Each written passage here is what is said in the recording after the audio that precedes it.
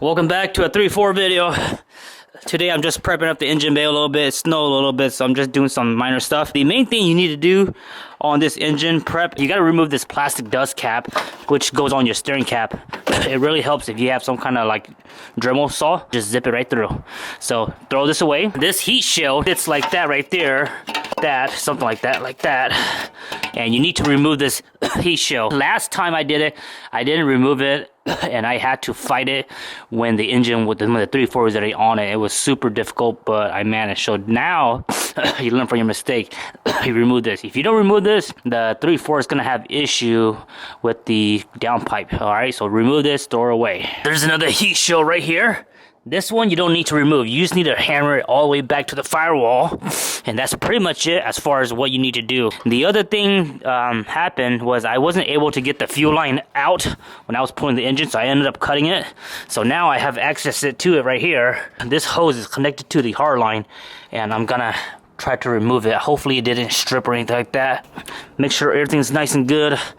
And once we're done washing this, I'm gonna go ahead and spray paint the rails and all that stuff. Just give it a little some rust protection. So, and also this right here, this is the power steering line. You want to cut this out. So this tab here, just go ahead and get your grinder and just cut it right off. You want this to be flush. So just take your vice grip, bite onto it, take the grinder, cut it off, and that's what it looks like. So, like I said, power steering done. Late night, it's midnight right now, so I figured I'd work on the car. Did some stuff off camera already. I went ahead and did the ADD delete where I shift the shift forks already. Put RTV, letting that stuff cure. The rear diff is draining for the last hour already, so I'll go ahead and close that up. And then tomorrow I'll go ahead and top off the front and rear diff gear oil.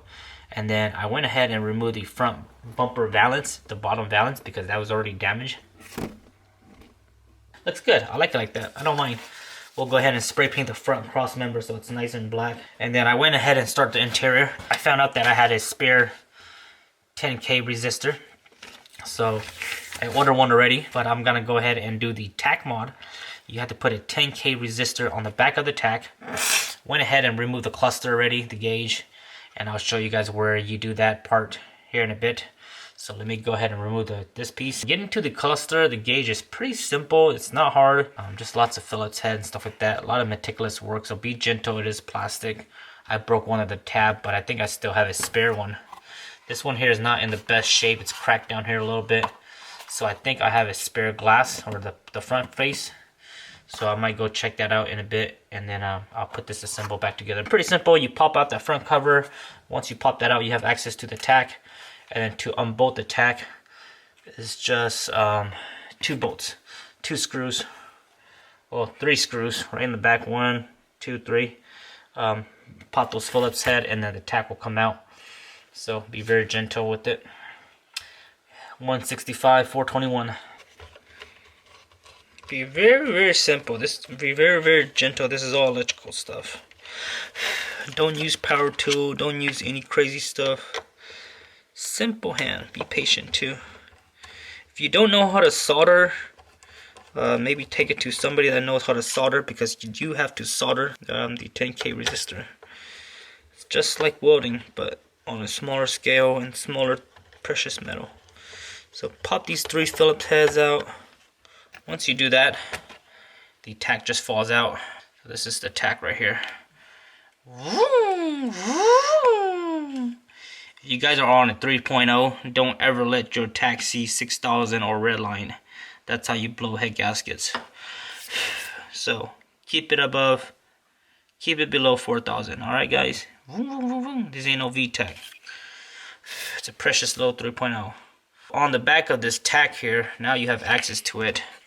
You have to put the resistor. I believe it's right between this one, but let me go confirm that real quick, and then I'll get back to you guys. It's either this one and these 2, or this one and this one. But you just take the solder, you just take the 10K. This is what a resistor looked like. I bought this off Yoda shop a long time ago, and I just never used it. But it's all electrical wire stuff that nobody really understands. I don't understand it, but I just know you have to wire or solder it on. So that's what a resistor looks like, just something like that. And you don't need all this extra wire. You're gonna just nip it like right there, literally, and it just goes in between this one or these two. I'll confirm it and then I'll show you guys in a bit here. Okay, so I confirmed the tack mod. We're gonna tack it to this guy and this guy, so not over here. So it's gonna go on just like that. Yes, niece, what you need? My niece is staying up with me because she's kind of scared. I told her a little scary story earlier. Now she won't go sleep unless I go sleep.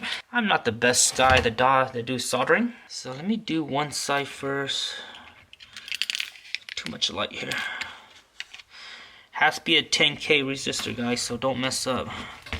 No 5K, no 2K. Yeah, let me do one side first. And then, my thing has a roller where you can feed it. You're supposed to feed it in, but I don't like doing that. I like to just do it by hand, like how you do TIG and stuff like that. So I'm just gonna take one in like that.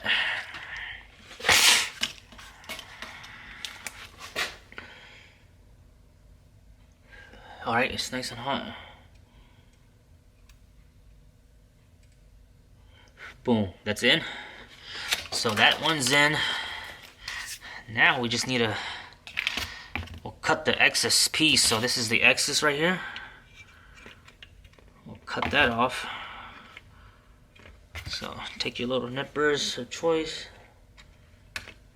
chop that off, and then we just gotta bend this guy and bend this right here over just a little bit. Maybe I'll curve it.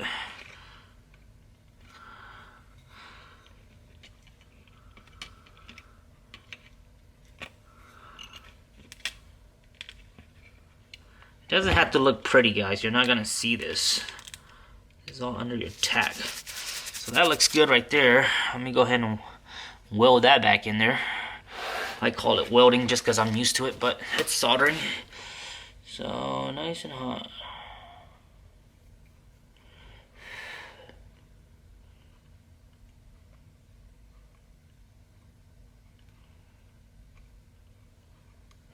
Boom, it's in. That's all you gotta do right there. Shut it off. Very simple. So that's all it looks like right there, guys. And just double check. Yep, those are the one I need. So now that's all it is. Your 10K is between those two guys right there.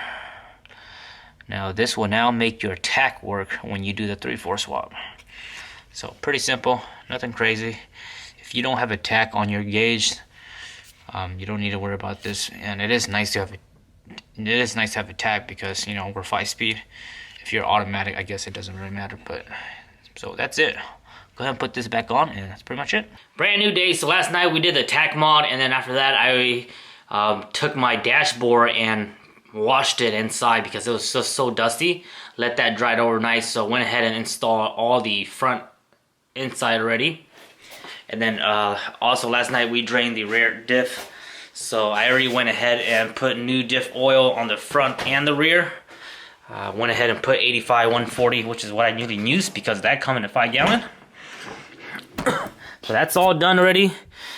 Behind this dashboard was super dusty, so I just sprayed it with water last night, hot water.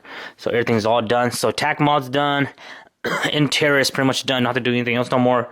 Moved all my spare parts into here, and then haven't done much. Fan shroud, skid plate, the alternator starter. Somebody wanted to buy that, so I took that out. And that's the front balance, pretty much just trash. So other than that, nothing really much to do anymore. Did the front, rear. I was gonna do the T case and the transfer case, but I think I'm gonna do that later, or I might do that, you know, after I do the swap. But I think the gear oil should be good. When I drained the front gear oil, it was super clean. The rear diff was a little bit darker, but for the most part, all the fluid came out good. There wasn't a lot of metal shaving on the plugs. So I might go ahead and do the the training oil and the T-case oil either today or another day, but you know, I have my gear oil with me already, so I might just get it done. So I was debating on just waiting till I'm done with the swap, but it's better to just get it all done while you're at it. And then I'm also gonna go and remove my front tire. Oh yeah, that's what I was gonna do. I was gonna remove my front tire. We're gonna put manual ASIN locking hub. I ordered 2 brand new ASIN manual hub. They're like $100 each on Amazon, the original ones. So that's really easy to do. You just pull the automatic locker on, put it off, and then these just plug in.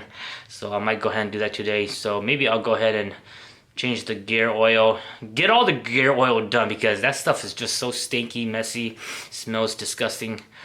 So I think I'll go and do my gear oil first, and then after that we'll go ahead and jack up the front and get those ready, because those parts are coming in tomorrow, either tomorrow or Tuesday. So I'll go ahead and get all my ASIN manual hub done while I'm at it.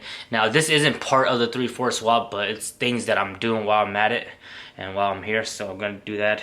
And it's snowing today, snow like 2 inches right now, it's still coming down, so I don't want to push my truck outside until it's a warm day, because I still need to pressure wash this engine bay, but that's not a rush. Pressure wash this before we go ahead and put the 3/4 in, so pretty awesome. When I get those manual hub in, I'll go ahead and show you guys how to swap them, because I know a lot of people are always wondering, hey, how do you do this? How hard is it?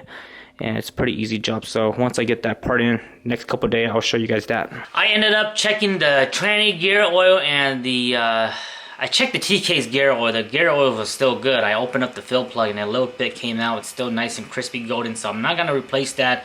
Didn't check the tranny yet, but I'm gonna go ahead and just do that later. I did went ahead and remove the front tire. This thing is nice and clean. So we're gonna replace this flange here. This is the flange that keeps the hub locked onto the CV axle all the time.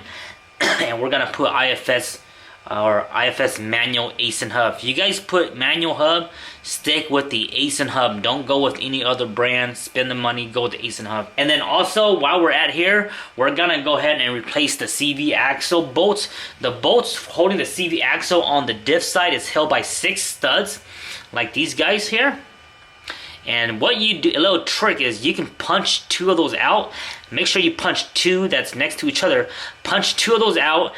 Replace this stud with a regular bolt. You can see here it's a stud. It's pressed in there. Replace it with the bolt that goes in nice and smooth, and then it can go into the same nut.